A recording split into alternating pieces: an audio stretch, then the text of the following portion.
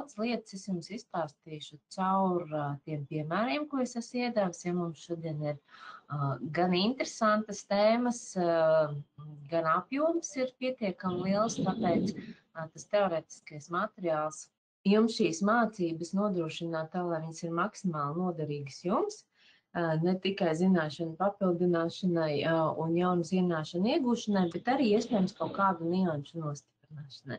Tā kā esam gatavi aktīvi sadarboties, strādāsim raiti. Jums ir nosūtīts arī konta plāns, ar to mēs strādāsim visu šo te kursu.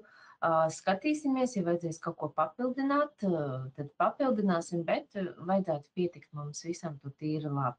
Un, protams, arī bilances veidlapi, jo mums jāzina, kur kas atrodas un kur tas parādās. Šodien mēs runājam par ilgtermiņa ieguldījumiem, runāsim par nemateriāliem, par pamatlīdzekļiem, kas ir tāds lielāks, ja? Un arī pieskarsimies finanšu nomai un operatīvai nomai, tur ir arī savas nianses. Kas notiek tālāk ar remontēšanu? Tad mēs esam pieņēmuši pamatlīdzekļu eksploatācijā, mēs apskatījāmies pārvērtēšanu, un mums ir pateikts, ka tad, kad pamatlīdzeklis ir nodots eksploatācijā, atceramies to, ka līdz tam brīdim, kamēr mēs pamatlīdzekli nododam eksploatācijā, mēs uzskaitam visas izmaksas, kas ir saistīts ar attiecīgā pamatlīdzekļa izveidošanu. Tātad mēs uz gada beigām bilancē parādām gan to, cik mums ir izēvielas pamatmateriālu un palīgmateriālu noliktavā, gan arī kādā vērtībā ir nepabeigtie ražojumi, un tur ir vajadzīga šī pašizmaksas kalkulācija.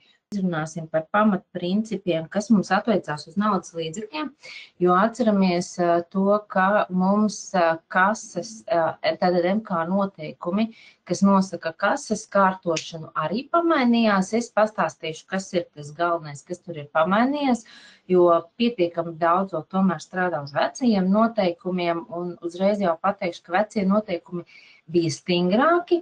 Jaunie noteikumi vadītājiem dod lielākas izvēles iespējas, arī uz tiem pašiem parakstiem mēs apskatīsimies šodien.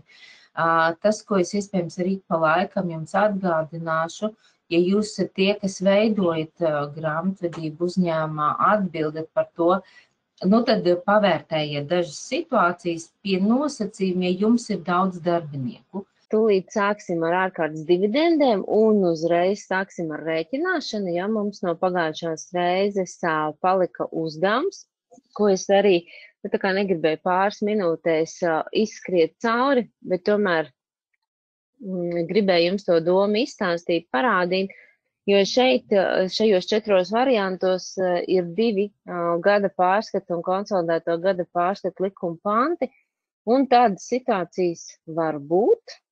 Šodien mums ir noderīga, visas iepriekšējās arī bija noderīgas, bet šodien mēs jau runāsim par gada pārskatu. Atceramies to, ka mums finanšu grāmatvedības, tātad viens no tādiem galveniem uzdevumiem, ko mēs darām, mēs sagatavojam informāciju ārējiem lietotājiem. Un šodien mums ir tēma par gada pārskatiem, un gada pārskats ir tas dokuments, ko lieto ārējais lietotājs. Piemēram, ja jums ir dalībnieki, citas personas un valde ir citas personas, tad pirmkārt jau ārējie lietotāji ir dalībnieki, jo dalībnieki saņem sakārtot informāciju, sataistītu dažādās atskaitēs no valdes. Vēl ārējais lietotājs gada pārskatam ir, protams, arī valsts ieņēmuma dienests, arī citi lietotāji. Piemēram, es arī lasu konkurentu gada pārskatus, apskatos, kā viņiem iet. Dažkārt to man palūdz uzņēmējs paskatīties, kā iet konkurentiem. Mēs šobrīd tiekam klāt visiem gada pārskatiem un visiem pielikumiem, ko šie uzņēmumi ir iesnieguši uzņēmumu ne valsts ieņēmuma dienestā. Es šodien arī pastāstīšu par to procesu, kā no valsts ieņēmuma dienesta viņi nonāk līdz uzņēmumu reģistram un kā mēs viņiem arī varam tikt klāt.